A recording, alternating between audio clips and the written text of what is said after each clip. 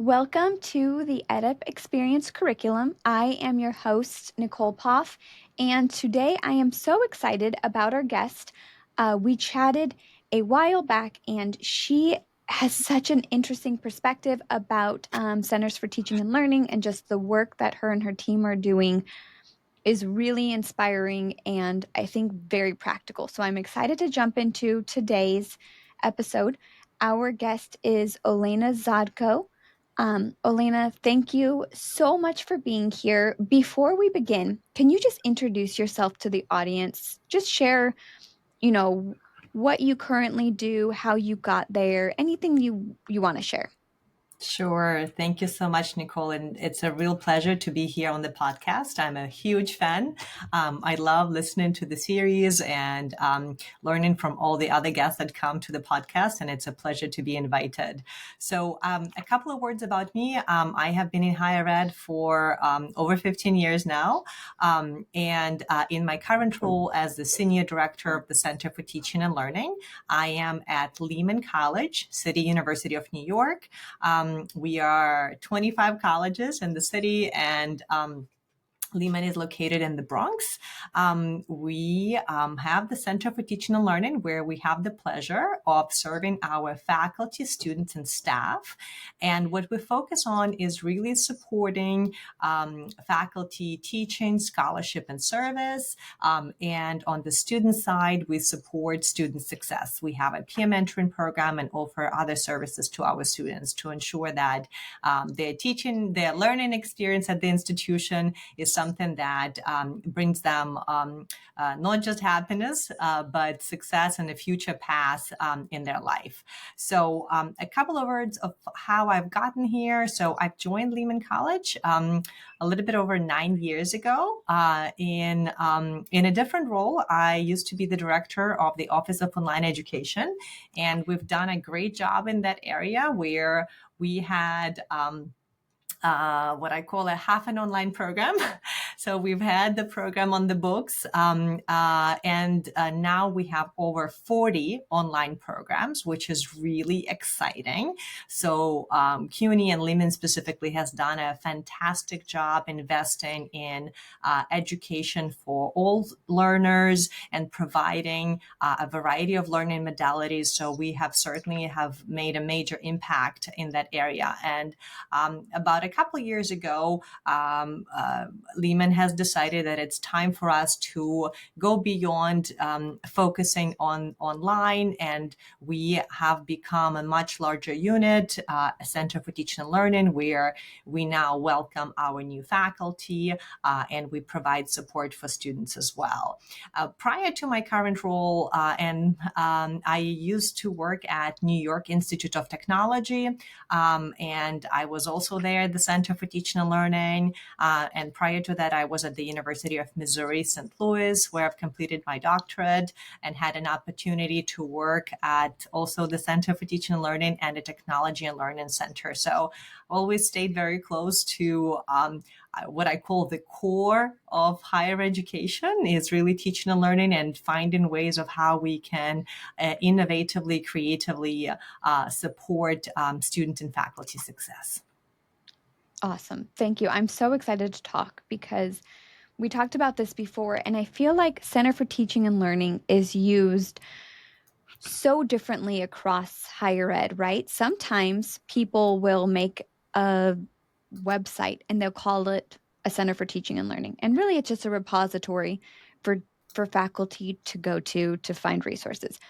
What you guys have built is literally the complete opposite. It's so large and practical. There's so many different areas. The first time we talked, it was just like, oh, and we do this and this and this and this.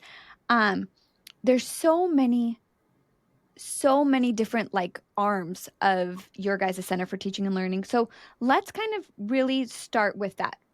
Describe or explain, if you could, a little bit more about your Center for Teaching and Learning, the areas that currently exist. Sure, and thank you for that question. I think it's really rather interesting if you look at the landscape, of centers for teaching and learning across the United States, but also I would say, more internationally. I do want to quickly mention that originally I was introduced. Into into this work of teaching and learning by Mary Wright, who is the author of the book titled Centers for Teaching and Learning. And this book came out, I believe, just in 2023, but she created I would say this is a book that I highly recommend to everyone who works in higher education, not just in the Centers for Teaching and Learning. But her book is The New Landscape in Higher Education, Centers for Teaching and Learning, that really provides, an overview of what the Centers for Teaching and Learning do. And from what I've seen in my history of working at Centers for Teaching and Learning is that every institution might have a different focus, right, of what their Center for Teaching and Learning might do. So for us, we do quite a bit in terms of we support, for example, online education, right? We used to be the Office of Online Education, but this is one of our core tracks or arms, whatever you want to call it. So there we do preparation for teaching online. We have a course design institute. We also support open educational resources.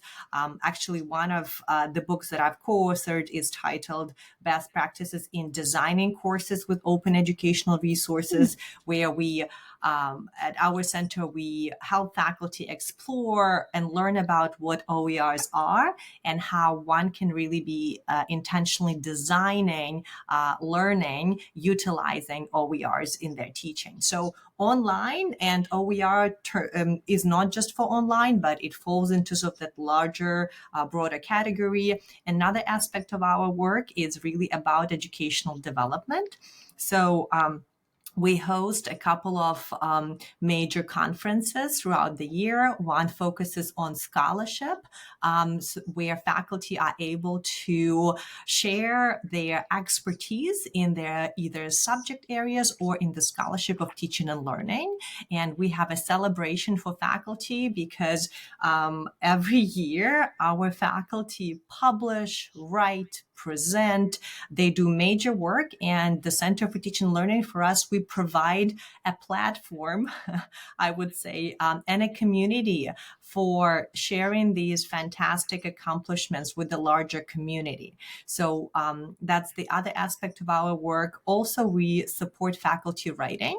We have faculty fellows that are a part of the Center for Teaching and Learning that create opportunities for all faculty and staff to come to faculty to writing retreats and have regular meetings throughout the semester, a couple of times, a couple of days a week, where they get together and they focus on writing. So that's really to create the space and the time and also the structure and the support to ensure that our faculty and staff are productive, and that part of the higher ed mission for us is to really contribute to that larger body of scholarship and work.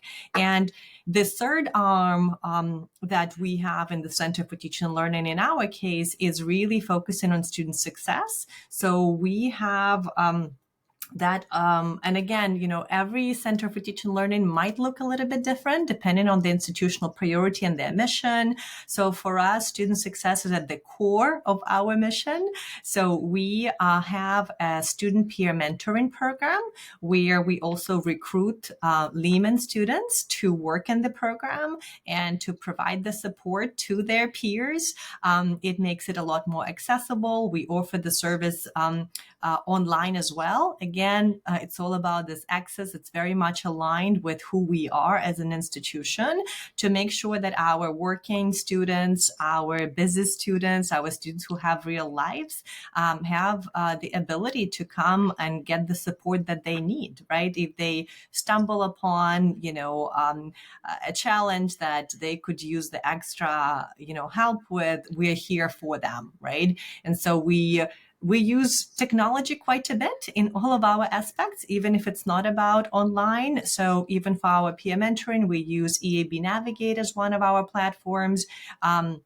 To schedule appointments, to reach out to students, to create campaigns about student success throughout various times of the semester so that it's timely to their needs at that very moment, right? So those would be the three arms. And then one thing I would say is every year we get together as the team, and for every program that we run, we collect feedback from the participants. We look at the feedback that we get from them to make sure that we're meeting their needs. But every year we ask ourselves, what are our institutional priorities? What we should be focusing on? As you know, higher ed has been really busy lately with AI, right? Yep. So, Yep. so of course, our center became that place where, faculty, students, and staff are look for support. So we have quite a major, program where we have offered webinars, trainings, focused group sessions, all about AI. And it's not just about, not just about the ethical issues of AI use, but how do you use it? What are the practical implications? What about plagiarism with AI? What about writing with AI? And one key thing about our center is that we do partner, right? And when I say that, I want to put a strong emphasis on the word partner, because we partner with faculty, we partner with students, we partner with staff. So pretty much for every initiative that we offer in our office, I'll just give one example. CUNY is transitioning from the LMS platform called Blackboard to Brightspace. So in order to support the transition, we have partnered with our faculty. So we have this past year, we had 13 faculty ambassadors. You could call them faculty mentors, who really became champions, right? Who support their colleagues within their respective schools. So we had 3 faculty mentors we had a faculty mentor for each of the 3 departments. So we have quite a few schools. So for every 3 departments, we had one, so that we are able to adequately support the needs. And they became our partners in supporting all of the faculty in learning how to use the new platform, how to be effective, what the best practices are, etc. So that's just one example where we partner with faculty, but also there are plenty more where we partner with a variety of units, divisions, departments to really co-facilitate and co-create a community. So I'll stop there. I love that so much. I love that you touched on you partner, because I was thinking, how do they do all this? This is a lot. How does one department do all this? So I love that you were like, yeah, it's a lot. We partner with people.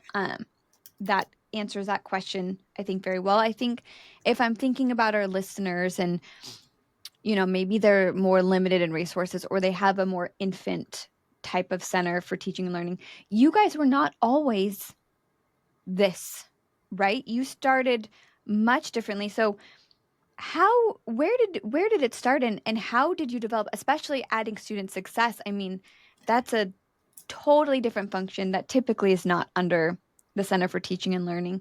So if someone's listening and they're like, wow, I would love to do all that, but that sounds so far away from where we are right now. Can you just kind of walk us through your journey, advice along the way? How could someone help get to where you guys are? Absolutely. That is such a great question. And for those who are out there listening, if you have not attended Pod Network Conference, I highly recommend as a great resource. That's how I got started many, many years ago when I was a graduate student. And actually, I met Mary right at the time, and she gave me an award. For graduate for it was a graduate student award that I've gotten that year. But what's great at Pod is you might meet a variety of professionals who might not even who work in higher education at a very small or large institution, who might not have a center for teaching and learning. And it is not uncommon to even have a faculty member who would have one course release time to support centers for teachers, to support the work that would be expected of somebody who works in the Center for Teaching and Learning. Some institutions are lucky to have, large units. Others might have part-time staff. So even I would like to mention that even within CUNY, we have a variety of models in terms of who does the work that the Center for Teaching and Learning does. I do want to say that 9 years ago, I started as a director, directing myself. I often joke about that, right? So I had no staff, right? Yep. And now I have to count because our unit keeps expanding. It's 1, 2, 3, 4, 4 full-time staff, and now 4 part-time staff, right? And we are expecting to expand again. I also want to mention, as everyone talks about change in higher education, that for us here personally, we have gone through, in the last 9 years, we've had several presidents and several provosts. So for all of the institutions out there, I hear you, I understand you. It could be unsettling to have a lot of change. And at the same time, I could speak from our own experience that every leader that we had, every president and every provost supported us greatly. So even though there was change, I do think that what we brought to the table, and I do think that's where the Centers for Teaching and Learning could be that unit that operationalizes, I'm going to use that word, student and faculty success. So we have been fortunate enough to be supported. Of course, it goes without saying that institutional resources is one thing, but there are opportunities to go outside your institution to apply for grants, to bring some seed money to support the work. So we have started very slowly. And as many of my colleagues who have gone through similar experience would confirm that, we've started to create, I've created lines, contract lines, temporary lines, part-time lines, and then slowly but intentionally converting them into what we call tax levy lines, permanent lines. And again, the work that we have done speaks for itself, right? So it's very much focused on what our mission, what the institutional mission is, and how we're able to operationalize it and support the institution and all of its stakeholders to really reach our goals, right? So we're here for the students, right? If it wasn't for the students, we wouldn't be here. So we're really trying to I'm going to use that concept of everyone talks about backwards design, right? So focusing on the goals. So we're really focusing on what are we doing here? What is our mission?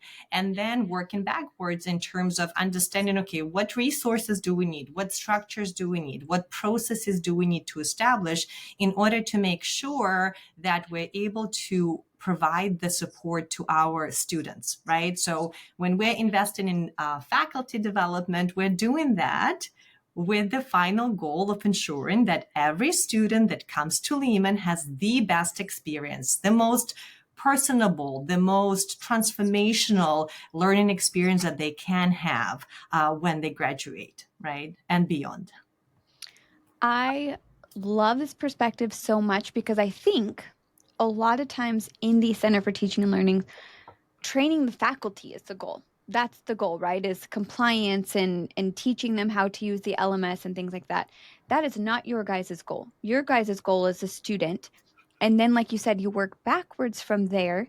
So I I just think that that's a radically different approach. And that probably is why your area has been able to grow as much, because you're not just looking at yourself as a place to train faculty, right? You're looking at your guys' as how you contribute to the university is much different than we just sit over here in this office and support faculty, right? You're like, no, no, we support students, and how we do that is through our faculty. And now you're directly supporting students. So how did that come about? How did Center for Teaching and Learning, how did it come to be that you guys acquired student success? Well, that's interesting. It's an interesting choice of words, right? So, I do think that overall, what we brought via the Center for Teaching and Learning, as I mentioned earlier, we are partners, right? So, student success essentially could be the goal for admissions, recruitment, right? For all of the other, for student life, right? So for various areas. So I would probably, rather than the word acquired, I would choose we are there to also Mm. support that area, And right? it's And I, everyone's, yeah. yeah, so I think with that, then it doesn't become territorial, right? Yeah. Yeah. So we are here to support various aspects of student experience, right? And I would say that we are very lucky.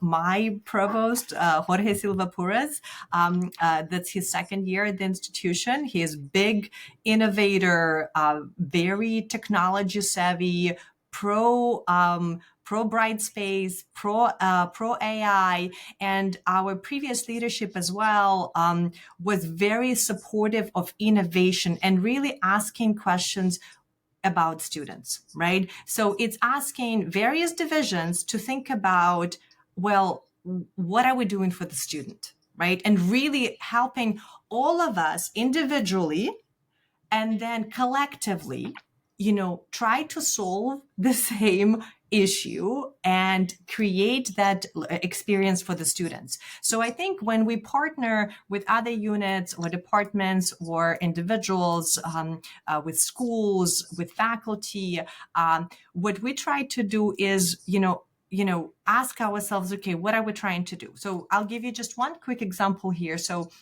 Lehman has done a fantastic job in supporting faculty in adopting and creating open educational resources. And what's interesting about this is that we do have an OER librarian who really champions that work, and she is fantastic. She's written about this. She has partnered with faculty to publish work about OERs, Stacy Katz, and at the same time, our office, formerly Office of Online and now the Center for Teaching and Learning, has done extensive work in that area. And I've co-authored personally a book about that. And then it is not about kind of dividing our work. It is more about how do we collaborate together so that we help each other advance the shared goal? And again, focusing on the students. It's all about how can we lower the cost without really lowering the quality, right, of the learning experience. So for us, for example, in the Center for Teaching and Learning, we really encourage and focus on the intentional course design with open educational resources, right? And our library has a major focus on creating open educational resources, right? So those two areas are very much complementary because our goal, the ultimate goal, is impacting student experience, right? So it becomes a very interesting model. And again, as I know that I've been at Lehman for over 9 years, and it's been fascinating to see. We have folks here who have been here for 40 years plus, and this is a great place to collaborate and work with because we're thinking about, okay, well, where are we located? We are in the Mhm. Bronx. We are an institution who is serving the community. We're a Hispanic serving institution. For some of our students, you'd be surprised, but I have colleagues that have come. We have a daycare center here. They have come here as children. They have gone here as students, and now they work at the institution, That's right? cool. So this is a really special place where it's not just, you come to an institution, and then you come and go, and this place has not touched your heart, right?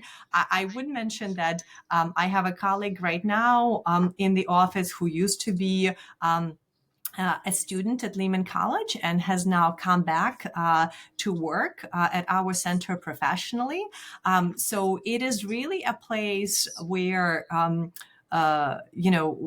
we touch people's lives, we change people's lives. You feel like you belong, and we inspire our students to make bolder choices and have great lives. I love this so much because, I mean, obviously, I love everything you're saying about the impact that you guys are having on students. And, I went to a traditional campus for my undergraduate, and I really didn't feel like I belonged. I just checked in for class, checked out, right? It was just transactional. It wasn't part of my life. But something that you said really resonated with me, which is student success is everyone's, in every division, student success is their job. And I think a lot about how many job descriptions are a VP of student success, right? And they're putting all their eggs in one person. And a lot of times that person is sitting within, let's say, the academic advising space, and they're putting all the pressure on this one person. Hey, make student success better, improve the student experience. And you're saying that from your guys' point of view, every single person is accountable for the student experience and student success, which I think is very similar to what we've tried to do with like DEI offices. I don't know if I can Mhm. say these things, right? We said we're going to have a DEI office, and that one person or office is going to be responsible for all DEI efforts, Mhm. when really every single department should be thinking about how to make more equitable opportunities for our students, right? DEI is not a one person job. It's an institution job. So I love that you frame student success as everyone's. And I think that speaks a lot to your guys' culture and your success. Yeah, I would love to comment on that. I think one other part of it is really I want to give just another example. So one thing is, it is really about having a shared goal and shared sort of vision, right? Um, we've talked briefly about one of our kind of arms or tracks in the Center for Teaching and Learning is about student success, and we have a student peer mentoring program, right? So, I've actually co-authored a book on its best practices for mentoring in online programs, Hmm. and with my wonderful co-author and a colleague, she and I are working on our third book right now, but about that later. So, and what we've done there is. This actually happened really interestingly because Susan Coe, I worked with her. I had a pleasure of reading her book years ago as a student. And then I had an opportunity to work on a few projects with her and then actually write with her. So, but what was interesting about the mentoring aspect is she has supported mentoring programs at a variety of institutions. And then when she and I ended up working together at Lehman and the pandemic hit, we all quickly had to pivot to emergency remote instruction, right? Yep. And understandably, no matter how many full-time or part-time staff you'll have, it is going to be rather challenging to support. We have over 900 faculty at Lehman College, right? So overnight, you cannot support such a large number. And for us at Lehman, we have over 14,000 students, right? Okay. So think about the numbers, 900 faculty, nearly 15,000 students. Those are really large numbers. So if we can't support faculty quickly and effectively, it's going to impact, Yep. and among these 15,000 students, every student will be impacted if their instructor is not prepared to adequately and effectively support their learning. So Susan and I have launched a mentoring program where we have partnered with our faculty to become mentors to their colleagues, very, very similarly to our Bright Space Ambassadors program. We had a mentoring program that really focused on remote and emergency instruction. Faculty with whom we worked successfully in the past, who have gone through our intensive training, who have been teaching online for a long time, to quickly support their colleagues, right? And then at the same time, we came to quickly realize that, yes, no matter how much we're going to focus on the faculty, we have to make sure that we support our learners. So we have launched our student peer mentoring program that at the time we prioritized the focus of online learning because everybody was an online learner at the time. Lehman is traditionally a very interesting place because even prior to pandemic, about 20% of our instruction takes place either hybrid or online. So for a traditional institution, it's a pretty large number. And now I believe that number is higher than that with our development of online programs. But I want to come back to the student peer mentoring program. So we realized, okay, well, we have a number of mentoring programs run by other units and divisions. The focus of each of the mentoring program is slightly different. One might focus on developing student leaders. Another might focus on the mentoring in the profession, right?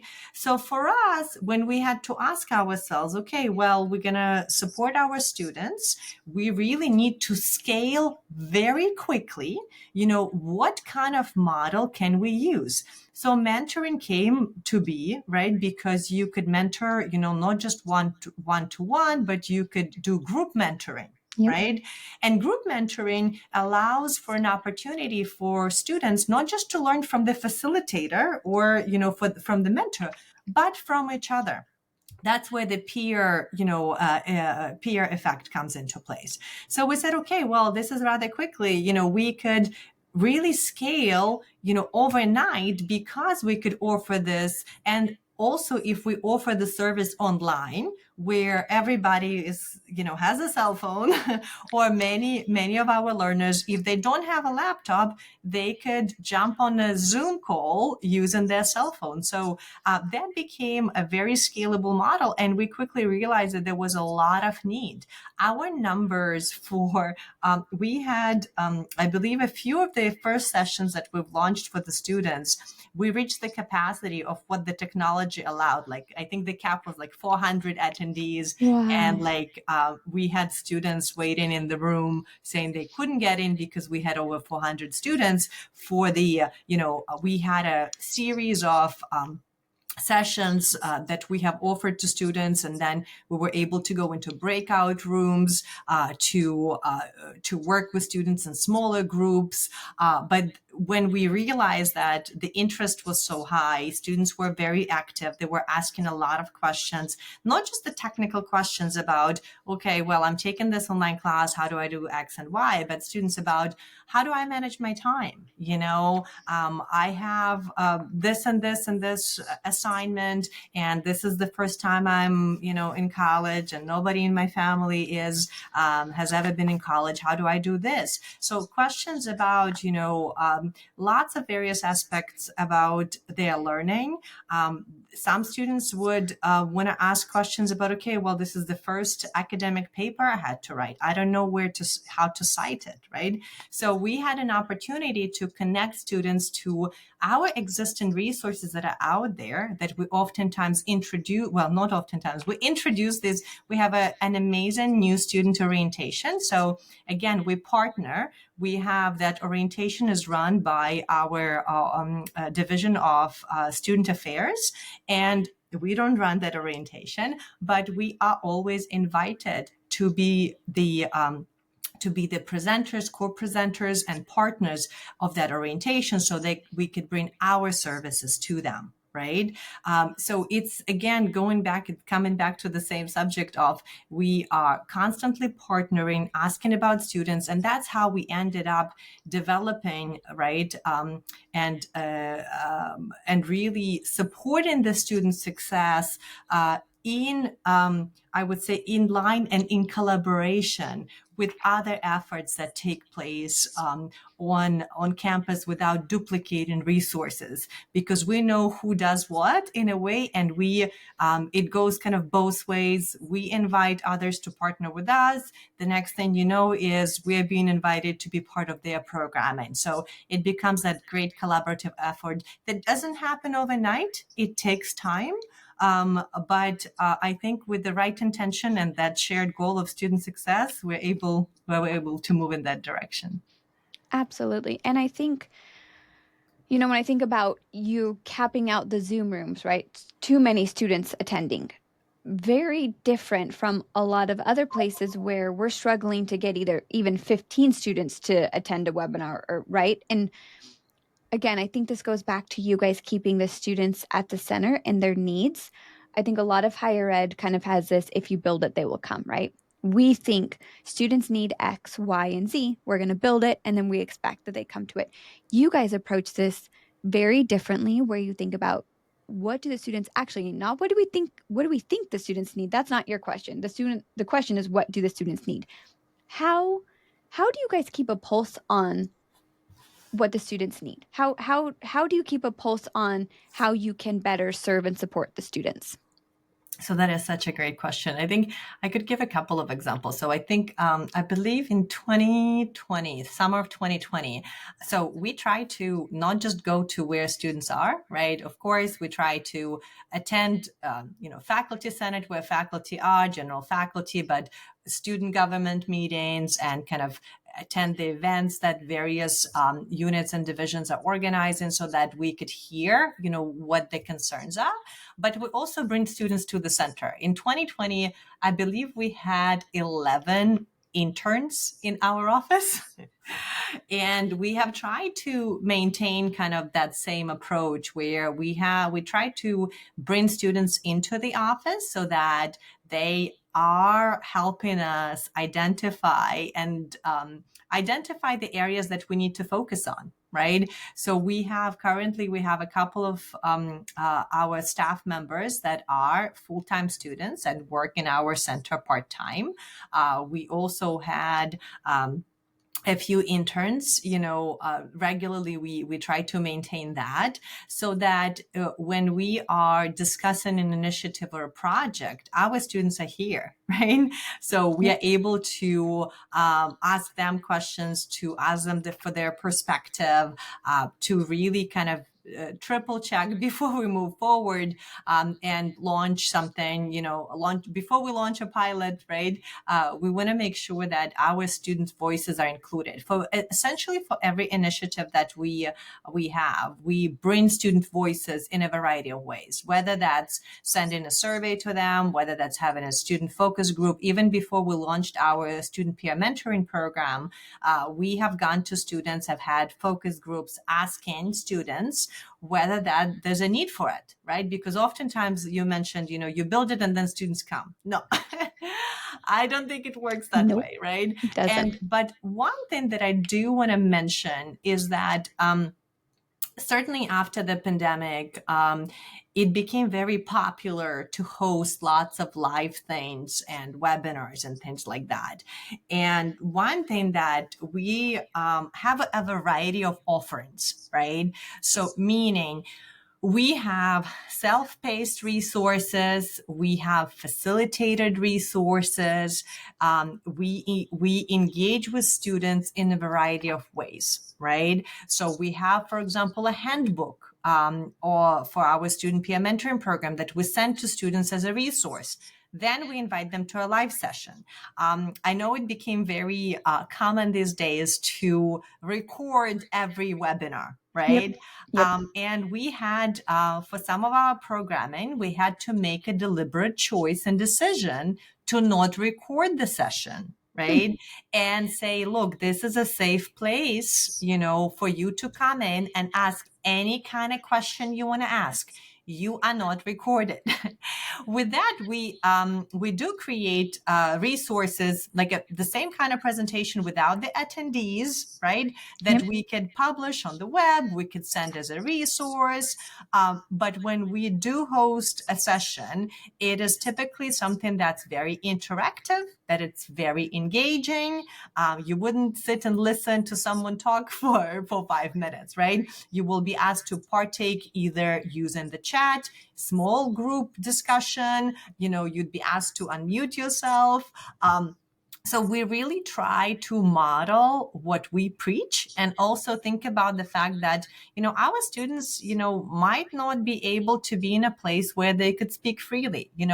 They might be in a home where they might not have privacy, or, they might have other people around them, or they might have family or children or somebody else. So how can we create an environment where a student can quickly ask a question, get their answer, and still feel comfortable doing that? So we try to not record many of these sessions so that it becomes a very engaging, and that's what students look forward to seeing.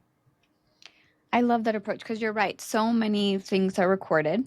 And then if you know you're being recorded and someone's going to listen to it later, you're going to reserve yourself a little bit more. So I love the intentional decision to not do that. Again, prioritizing the student over the outcome because a lot of it's very tempting to say, if we just record this, then we have it and then we don't have to do it again, right? Then it becomes a resource that we can use over and over and over and over and over again.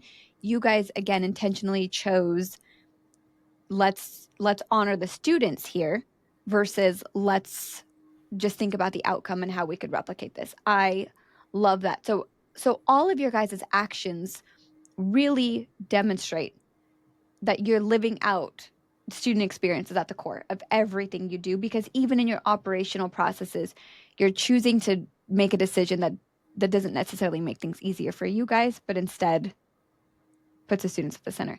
And you do something else about confidential um, approach too, which is when we first talked this confidential ID consultation, which I think is really interesting, and I want to touch on that because I think other institutions there's value here. So, can you talk about what are confidential ID consultations? So, and thank you for that question. I have learned about confidential consultations back in the day when I started working at a Center for Teaching and Learning. And I was like, why do we make this confidential, right? What is that? What is that aspect? And then I quickly learned that, Centers for Teaching and Learning, we are not a remedial center for anybody who might not be doing a good job in teaching and their evaluations are not so great. So now they're being sent to the Center for Teaching and Learning. I'm like, no, this is not us. So I did mention that we have quite a large, arm or track for supporting also faculty success, right? So we manage and support new faculty orientation, and it's not just a one-day event. My associate director of educational development, Alison Abreu, would quickly jump on that and would know that, look, it's a year long, and actually we have a 3-year, she has developed a terrific program. It's like a 3-year, faculty success model that allows to create lots of opportunities to support various aspects of the faculty job.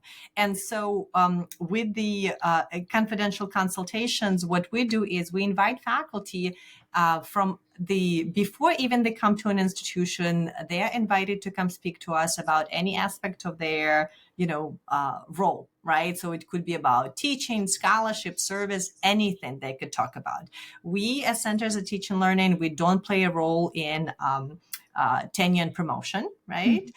We don't have a formal role in that process, right? But we certainly provide a variety of resources and supports to ensure that faculty are successful, right? And so, like, for example, the writing program, we do that. But what we do is we say to faculty, come to us, talk to us. And the idea is that, they could come talk to us about the good, the bad, and the ugly, right?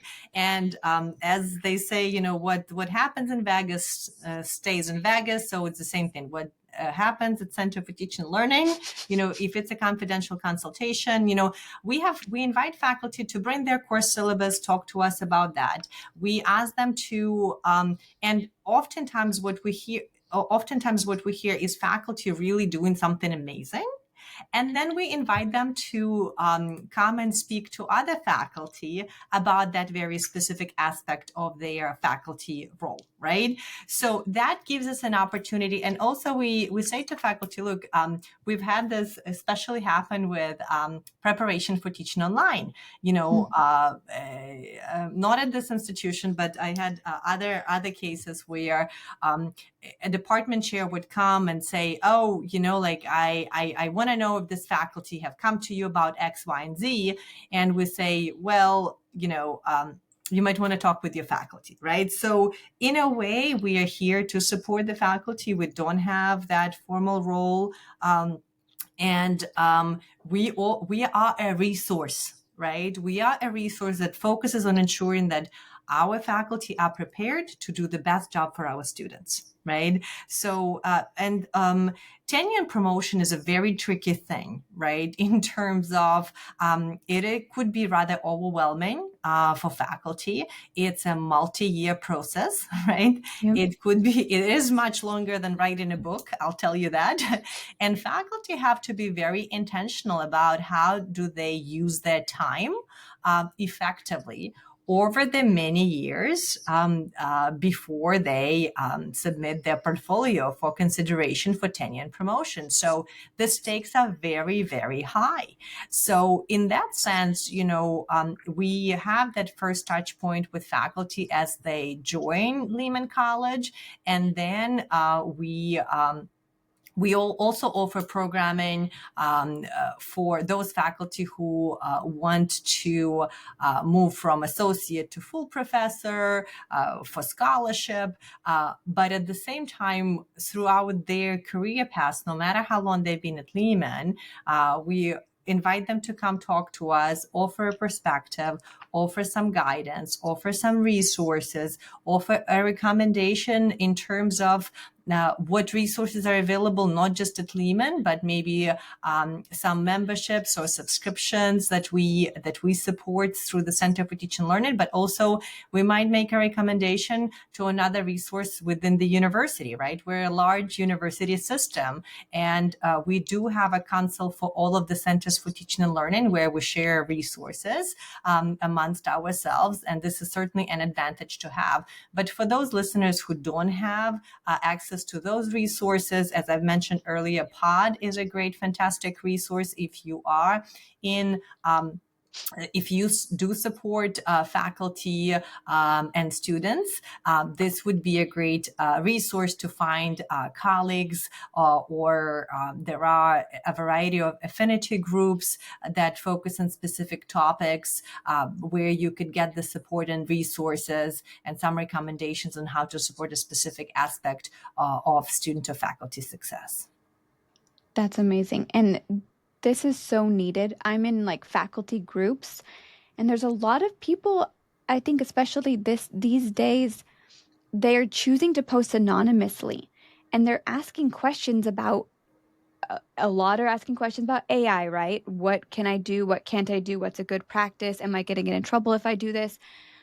They're asking questions about grading, about, how the student has changed, like all of these things, but they're posting it anonymously, which means that they don't want people to know who they are. So the fact that you're saying you can come here and do this anonymous, you don't have to go to the outside world.